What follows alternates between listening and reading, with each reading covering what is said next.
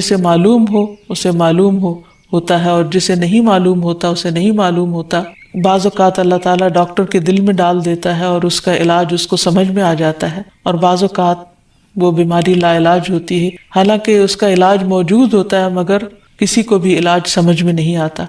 बहरहाल नौयत कुछ भी हो तो इलाज जरूर कराते रहना चाहिए, और कभी मायूस नहीं होना चाहिए कि इस बीमारी का इलाज हो नहीं सकता। नहीं, एक के बाद एक कोशिश इंसान करता रहे, और जब अल्लाह का इज़्न होगा बीमारी दूर हो जाएगी।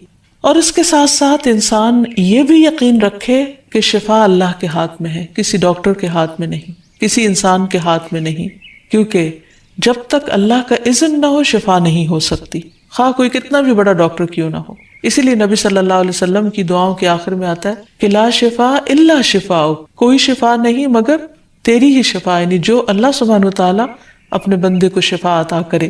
फिर इसी तरह